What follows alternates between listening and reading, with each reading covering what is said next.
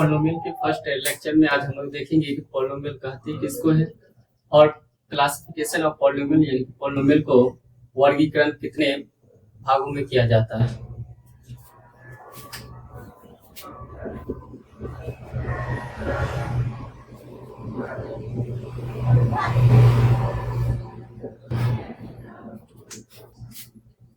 Polynomial को समझने से पहले हम लोग कुछ टर्म देखते हैं। जैसे पहला वेरिएबल है जिसको हिंदी में बोलते हैं चर। चर होता क्या है? ये वैसा सिंबल होता है जिसका मान निश्चित नहीं होता है, यानी कि जिस सिंबल का मान निश्चित नहीं होता है उसको हम क्या बोलते हैं? वेरिएबल बोलते हैं। जैसे x हो गया, y हो गया, z हो गया, a हो गया, b हो गया, bc। ये सब का वैल्यू निश्चित नहीं है, फिक्स्ड नहीं है। और जिस सिंबल का वैल्यू फिक्स्ड नहीं होता, निश्चित नहीं होता, उसको हम क्या बोलते हैं? वेरिएबल। दूसरा कांस्टेंट, हिंदी में इसको बोलते हैं अचर। ये वैसा सिंबल होता है जिसका मान निश्चित होता है, यानी कि वैसा सिंबल जिसका मान निश्चित होता है। जैसे क्या हो गया? 5 हो गया, -1/5 हो गया, 7 हो गया। यानी कि ये सब ऐसा वैल्यू है जिसका मान क्या निश्चित है। तो जिसका मान निश्चित होता है उसको हम क्या बोलते हैं? अचर। और जिसका मान निश्चित नहीं होता उसको क्या बोलते हैं? चर। नेक्स्ट टर्म है अलजेब्रिक एक्सप्रेशन। हिंदी में इसको बोलते हैं बीजगणितीय व्यंजक। बीजगणितीय व्यंजक किसको कहते हैं? जब चर और अचर किसी गणितीय संक्रियाएं से जुड़ती है, मैथमेटिकल ऑपरेशन, गणितीय संक्रिया। ये क्या होता है? प्लस, माइनस, मल्टीप्लाई और डिवाइड, जोड़ घटा गुना भाग। ये 4 सिंबल होता है गणितीय संक्रिया। जब चर और अचर किसी भी गणितीय संक्रियाएं से जुड़ती है तो उसको पढ़ा जाता है बीजगणितीय व्यंजक। तो जब चर और अचर किसी गणितीय संक्रियाएं से जुड़ती है तो उसे बीजगणितीय व्यंजक कहते हैं।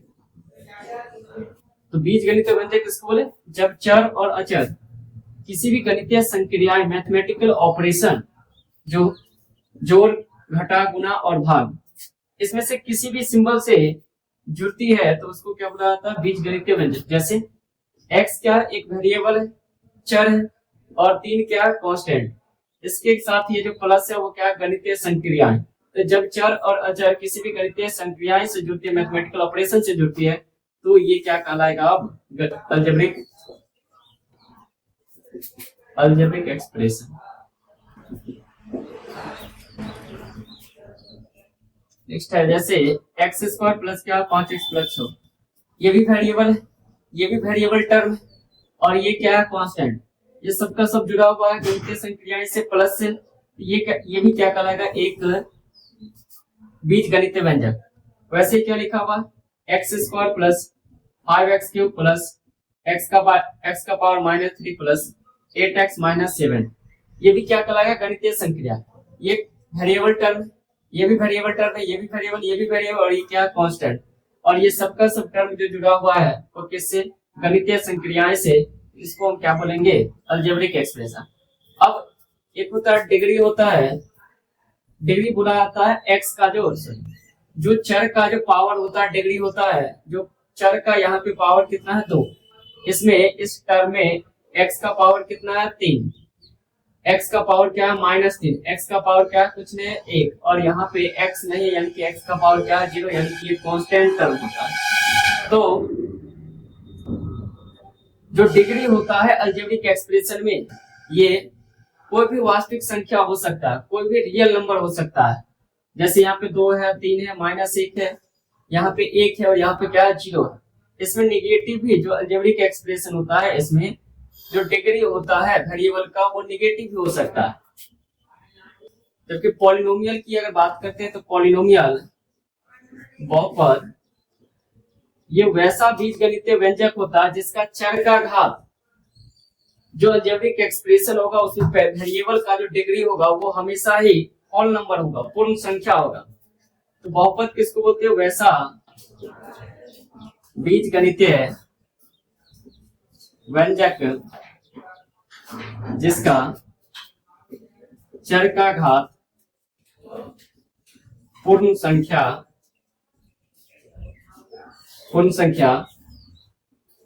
होल नंबर हो, उसे बहुपद कहते हैं।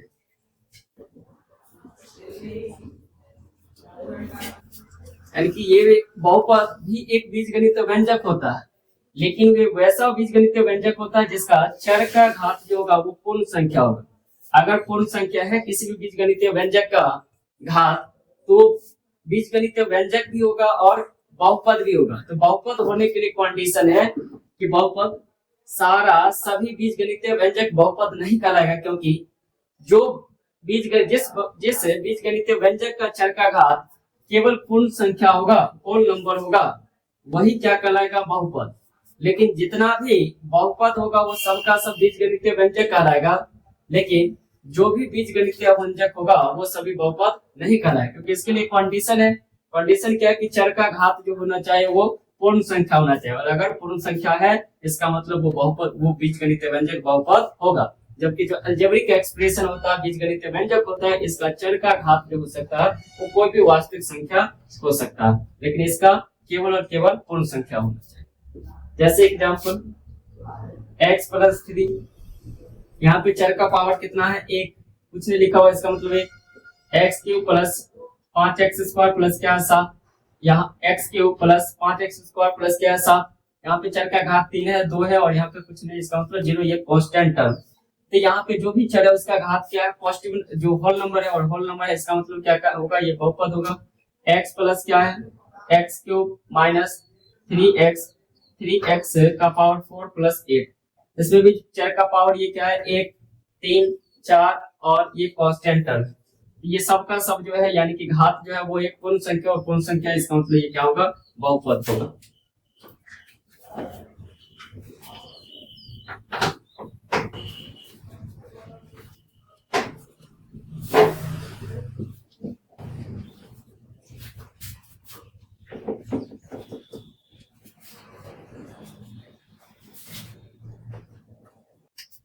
अब क्लासिफिकेशन ऑफ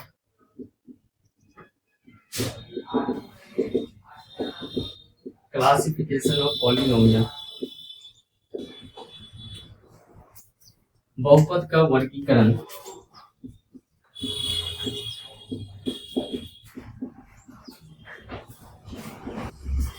जो पॉलिनोमियल है इसको क्लासिफाई कर रहे हैं।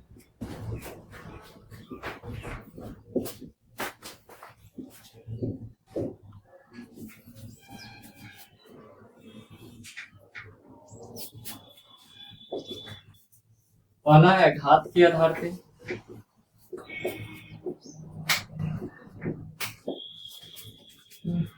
ऑन द बेसिस ऑफ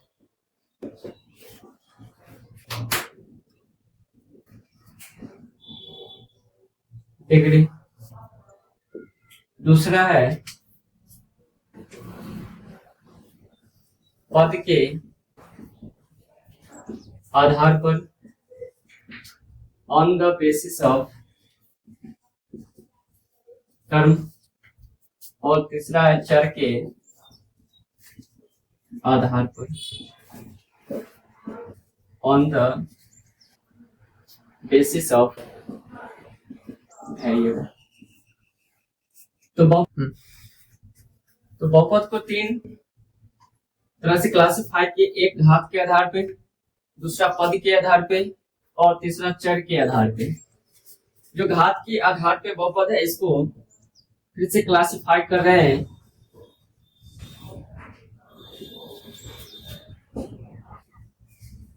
वाला जीरो पॉलिनोमियल, हिंदी में इसको बोलते हैं शून्य बहुपद, लीनियर पॉलिनोमियल, रैखिक बहुपद, क्वाड्रेटिक पॉलिनोमियल, घात बहुपद, क्यूबिक पॉलिनोमियल, द्विघात बहुपद। आगे भी होता है zero polynomial, linear polynomial, quadratic polynomial और क्यूबिक पॉलिनोमियल। अब पद के आधार पे क्लासिफाई कर रहे हैं।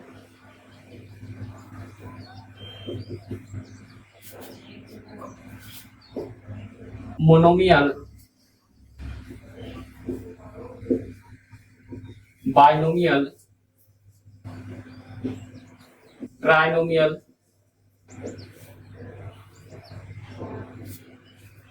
और चर के आधार पे यूनिवेरिएट,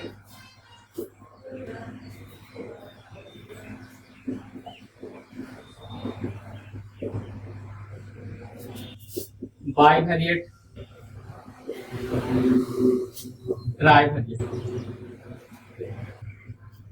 इसको बोलते हैं एक चर वाले बहुपद, ये दो चर वाले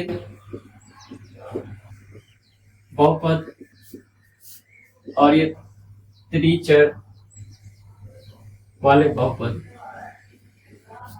अब इसको एक की देखते हैं। पहला जीरो बहुपद, जीरो पॉलिनोमियल, शून्य बहुपद। जिस बहुपद का घात शून्य होता है उसको जीरो पॉलिनोमियल कहते हैं। जिस बहुपद का घात एक होता है उसको रैखिक बहुपद कहते हैं। जैसे इसका एग्जांपल केवल क्या होगा, जीरो। और जो जीरो पॉलिनोमियल होता है, शून्य बहुपद होता है, इसका घात जो होता है अपरिभाषित होता है। घात अपरिभाषित होता है। तो जीरो पॉलिनोमियल किसको कहते हैं? जिस बहुपद का घात अपरिभाषित होता है उसको क्या बोला जाता है? शून्य बहुपद। और इसका एग्जांपल क्या है? जीरो केवल और केवल एक शून्य बहुपद है जिसका घात जो होता है अपरिभाषित होता है। दूसरा है रैखिक बहुपद।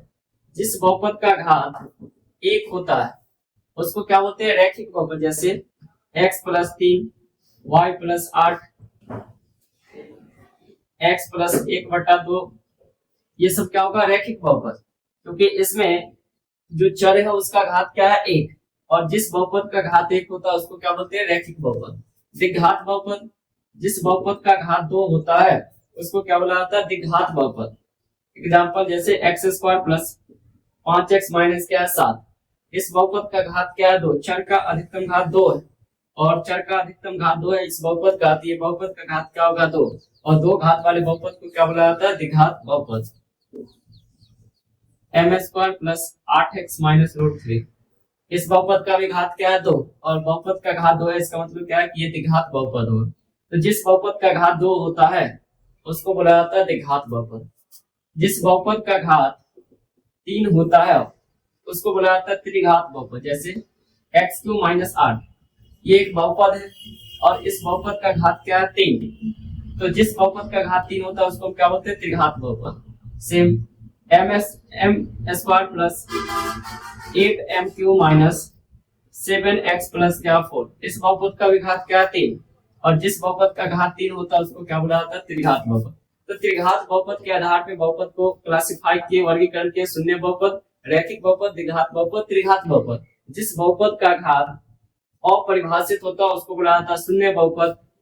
जिस बहुपद का घात केवल एक होता है उसको रैखिक बहुपद कहते हैं। जिस बहुपद का घात 2 होता है उसका द्विघात बहुपद। और जिस बहुपद का घात 3 होता है उसको त्रिघात बहुपद। ये मोनोमियल पद के आधार पे बांटे, मोनोमियल, बाइनोमियल और ट्राइनोमियल। एक पदी बहुपद, द्विपदी बहुपद और त्रिपदी बहुपद। जिस बहुपद में केवल एक पद होगा, जो टर्म होगा, पद की संख्या होगा वो एक होगा, उसको हम क्या बोलेंगे, मोनोमियल एक पदी बहुपद। जैसे इसका एग्जांपल है जैसे 5x 3x, ये सब पद इसमें इस बहुपद में केवल एक पद है, और जिस बहुपद में केवल एक पद होता है उसको हम क्या बोलते हैं, एक पदी बहुपद, इंग्लिश में मोनोमियल। जिस बहुपद में केवल एक पद। बाइनोमियल, जिस बहुपद में दो पद हो उसको बोला जाता है द्विपदी बहुपद। जैसे x प्लस क्या 5, x³ - 7, ये दोनों बहुपद में, जो दो बहुपद लिए एग्जांपल, इसमें दो पद है, और जिस बहुपद में केवल दो पद होता है उसको बोला जाता है बाइनोमियल। त्रिपदी बहुपद, जिस बहुपद में पद की संख्या 3 होता है, जैसे x² + 5x + क्या 8, इस बहुपद में पद की संख्या 3 है, और जिस बहुपद में पद की संख्या 3 होता है उसको क्या बोला जाता है, त्रिपदी बहुपद। तो पद के आधार पे बहुपद को क्लासिफाई किए, एक पदी बहुपद मोनोमियल, द्विपदी बहुपद बाइनोमियल और त्रिपदी बहुपद ट्राइनोमियल। जिस बहुपद में केवल पदों की संख्या एक होता है उसको मोनोमियल बोलते हैं, जिस बहुपद में पदों की संख्या 2 होता है उसको बाइनोमियल बोलते हैं, और जिस बहुपद में पदों की संख्या 3 होता है उसको ट्राइनोमियल बोलते हैं। अब है वेरिएबल के बेसिस पे, चर के आधार पे जो बहुपद है उसको क्लासिफाई किया, यूनिवेरिएट, बाइवेरिएट और ट्राइवेरिएट। जिस बहुपद में केवल और केवल एक चर होता है उसको हम बोलते हैं यूनिवेरिएट, एक चर वाले बहुपद। जिस बहुपद में चर की संख्या 2 होता है उसको बाइवेरिएट बोलते हैं, और जिस बहुपद में चर की संख्या 3 होता है उसको त्रिचर बहुपद कहते हैं, ट्राइवेरिएट कहते हैं। इसका एग्जांपल जैसे क्या है, x + 5, ये एक बहुपद है जिसमें चर की संख्या केवल और केवल एक है, x है। सेम x² + क्या 5x - क्या 8, इस बहुपद में जो वेरिएबल यूज किया गया वो एक किया गया है, x किया गया है, और केवल एक इसमें चर है। जिस बहुपद में केवल एक चर होता है उसको क्या बोला जाता है, यूनिवेरिएट। बाइवेरिएट, जिस बहुपद में चर की संख्या 2, जैसे x + क्या y + क्या 5, इस बहुपद में एक वेरिएबल क्या है x, दूसरा क्या है y, और दो चर है, इसका मतलब ये जो बहुपद होगा वो बाइवेरिएट होगा। सेम x² + क्या 5y + क्या 8, ये एक बहुपद है जिसमें चर की संख्या 2 है, एक x है दूसरा y, दो चर यूज किया गया है, ये बहुपद जो होगा वो बाइवेरिएट होगा।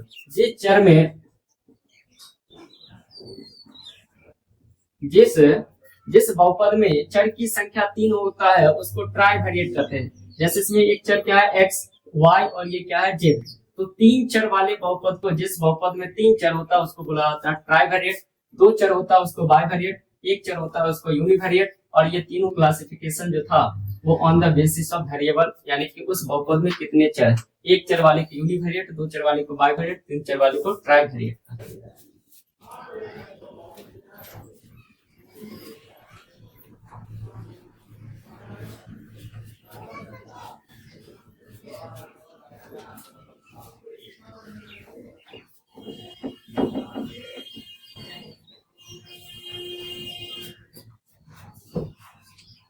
देखते हैं डिग्री निकालना,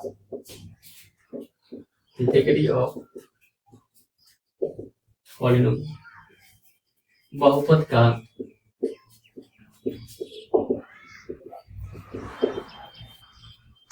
जैसे एक बहुपद है x³ - 5x² + 8x - 11, ये एक बहुपद है क्योंकि इसका चर का जो भी घात है वो पूर्ण संख्या है, और पूर्ण संख्या इसका मतलब ये बहुपद होगा। अब इस बहुपद का घात निकालेंगे तो घात क्या होगा, तो यहाँ पे चर का घात क्या है 3, चर का घात 2, चर का घात 1, और यहाँ पे चर का घात जो है वो 0 है, कांस्टेंट टर्म है, अचर पद। अब इस बहुपद का अधिकतम चर का घात क्या है 3 है, तो जो बहुपद का, किसी भी बहुपद का चर का जो अधिकतम घात होता है वो बहुपद का घात होता है। तो चर का अधिकतम घात क्या है 3, इसका मतलब इस बहुपद का जो घात होगा वो 3 होगा।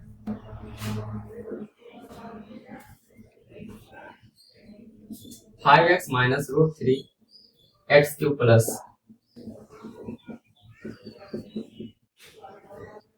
इस बहुपद का घात अगर देखें तो यहाँ पे x का पावर 1, x का पावर 3 है, x का पावर 7 है, और ये कांस्टेंट टर्म है, x का पावर कुछ नहीं, इसका मतलब 0। तो अधिकतम जो चर है उसका अधिकतम घात क्या है 7, और जो चर का अधिकतम घात होता है वही बहुपद का क्या होता है घात होता है। x प्लस क्या 3 का होल स्क्वायर, इसका घात निकालना। जब इसको एक्सपेंड करेंगे x प्लस 3 का होल स्क्वायर तो ये क्या आएगा x square plus 9 plus 6x। अब ये क्या है बहुपद है, और इस बहुपद का अधिकतम घात क्या दिख रहा है 2, और 2 दिख रहा है, इसका मतलब ये जो बहुपद होगा वो कितने घात का होगा 2 घात का।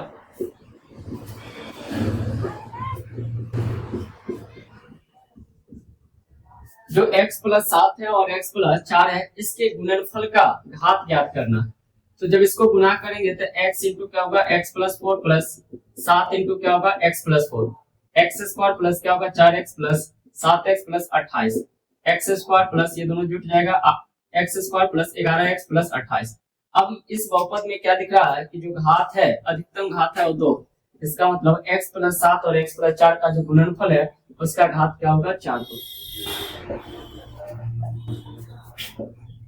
X square plus 5x plus 6 into x plus क्या है 11, x square plus 5x plus 6 into क्या है x प्लस 11। ये बहुपद इस दोनों टर्म का गुणनफल का घात ज्ञात करना। X square plus 5x plus 6 और x प्लस 11 के गुणनफल का घात ज्ञात करना। तो जब भी घात ज्ञात करना होता है जो दो टर्म का गुणनफल, तो हम क्या जानते हैं कि जो बहुपद होता है उस बहुपद का जो चर का अधिकतम घात होता है वही बहुपद का क्या होता है घात होता है। तो यहाँ पे इस बहुपद में x square plus 5x plus 6 जो टर्म है इसमें चर का अधिकतम घात क्या है 2 है, यानी कि एक्स स्क्वायर वाला टर्म, और इसमें अधिकतम यानी कि जो बहुपद है x प्लस 11 इसमें अधिकतम घात का क्या है x है। इस दोनों टर्म को गुना कर लेंगे, जब गुना करेंगे तो ये क्या आएगा x क्यूब। तो ये जो गुणनफल होगा x square plus 5x plus 6 और x प्लस 11 का जो गुणनफल होगा उस वो बहुपद का जो अधिकतम घात होगा वो क्या होगा 3 होगा। इसका मतलब इसका गुणनफल का जो घात होगा वो 3 होगा। नेक्स्ट है x का पावर 7 प्लस x का power 6 minus 3x square plus 8x plus 4 into x cube plus 8x plus 7x square minus 3। ये दो टर्म दिया, इस दोनों टर्म के गुणनफल का घात ज्ञात करना। तो टर्म क्या है x का पावर 7 प्लस x का power 6 minus 3x square plus 8x plus 4, और दूसरा टर्म क्या है x cube plus 8x plus 7x square minus 3। तो इस बहुपद में इस टर्म में जो अधिकतम घात है वो क्या है 7 है, x का पावर 7 टर्म है, और इस बहुपद में जो अधिकतम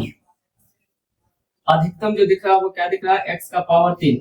जब इस दोनों को गुना करें तो ये क्या आएगा x का पावर 10, और x का पावर 10 है यानी कि जो चर है उसका घात अधिकतम घात क्या है 10। तो जो बहुपद होगा इसके गुणनफल से जो बनने वाला बहुपद होगा उसका घात क्या होगा 10।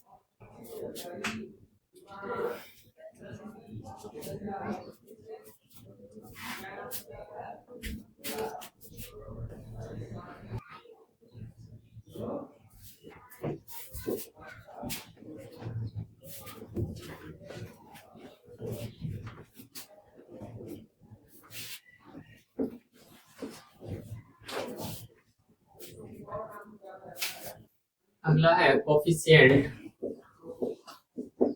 ऑफ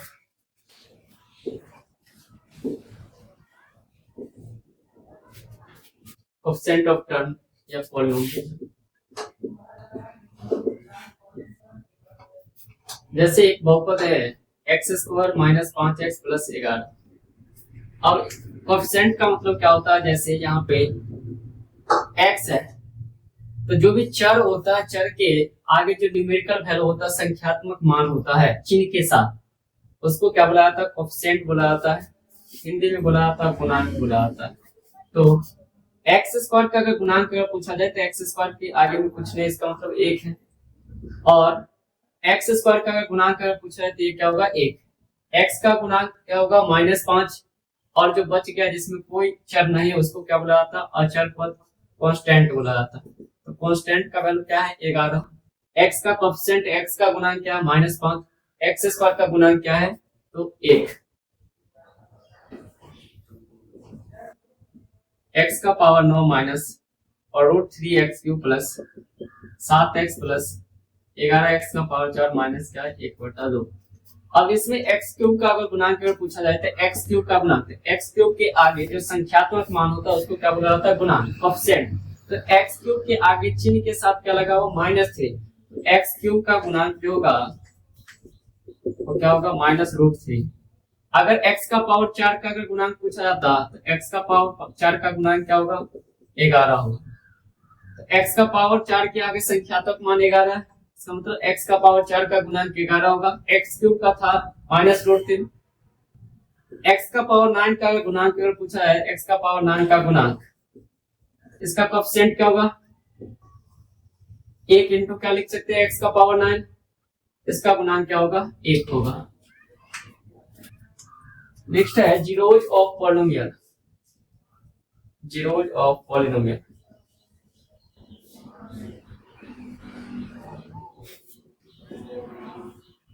एक होता है एल्जेब्रिक तरह से निकालेंगे और दूसरा ग्राफिकल। एल्जेब्रिक का मतलब क्या होता है, जैसे एक पॉलिनोमियल दिया हुआ है x प्लस 3, x प्लस 3 एक क्या पॉलिनोमियल, तो x प्लस 3 का शून्य का मतलब क्या होता है कि x का वैसा वैल्यू जो इस पॉलिनोमियल को 0 कर दे, यानी कि x प्लस 3 का शून्य का मतलब क्या है कि x का वैसा वैल्यू जिसको पुट करने पर ये बहुपद क्या हो जाएगा 0 हो जाएगा। एक्स स्क्वायर प्लस क्या 5x प्लस 6, एक बहुपद दिया हुआ x square plus 5x plus 6, इस बहुपद का शून्य का मतलब क्या है कि x का वैसा वैल्यू जिसको पुट करने पर ये बहुपद का वैल्यू 0 आ जाएगा।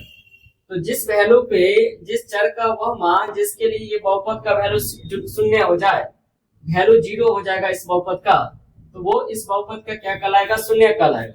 ग्राफिकल मीनिंग का मतलब क्या है कि अगर कोई बहुपद px के टर्म में दिया हुआ है, अगर कोई बहुपद px के टर्म में दिया हुआ है और इस बहुपद का जब ग्राफ खींचेंगे तो x एक्सिस को जितना बार कट करेगा, अगर px कोई बहुपद है और इसका ग्राफिकल मीनिंग क्या है कि जब px का ग्राफ खींचा जाएगा तो x को जितना बार कट करेगा उतना ही इस बहुपद का घात होगा और उतना ही इस बहुपद का क्या होगा शून्य की संख्या होगा, नंबर ऑफ जीरोज होगा। तो इसमें नंबर ऑफ जीरोज का कॉन्सेप्ट क्या है कि अगर कोई ग्राफ px है और px x एक्सिस को जितना बार कट करेगा उसमें उतना ही क्या होगा नंबर ऑफ जीरोज होगा, शून्य की संख्या होगा। x एक्सिस को ये ग्राफ जो है 3 बार कट कर रहा है और 3 बार कट कर रहा है, इसका मतलब क्या है कि ये px जो बहुपद है इसके शून्य की संख्या क्या होगा 3 होगा। x एक्सिस को जितना बार कट करेगा ग्राफ px उतना ही उसमें क्या होगा शून्य की संख्या होगा। अगर py ग्राफ अगर आता y के टर्म में तो क्या होता, तो y एक्सिस को, अब ग्राफ y एक्सिस को जितना बार कट करेगा, y एक्सिस को ग्राफ जितना बार कट करेगा उतना ही इसमें क्या होगा शून्य की संख्या। तो y एक्सिस को ग्राफ जो कितनी जगह पे यहाँ पे कट करा 3 जगह पे, इसका मतलब जो पी वाई जो बहुपद है y के टर्म में y वेरिएबल में जो बहुपद है इसमें घात की संख्या, इसमें शून्य की संख्या जो होगा नंबर ऑफ जीरो जो होगा वो कितना होगा 3। तो ग्राफिकल मीनिंग का मतलब क्या है कि कोई भी ग्राफ अगर px अगर बहुपद है तो x एक्सिस को जितना बार कट करेगा उसमें उतना ही नंबर ऑफ जीरोज होगा और py अगर y के टर्म में कोई अगर बहुपद है तो y एक्सिस को जितना बार कट करेगा उतना ही उसमें क्या होगा नंबर ऑफ जीरोज होगा। अलजेब्रिक या फिर मैथमेटिकल मीनिंग जीरोज का क्या होता है कि x का वैसा वैल्यू जो उस बहुपद में रखने पर उसका वैल्यू 0 हो जाता है तो वो उस बहुपद का क्या कहलाता है शून्य कहलाता है।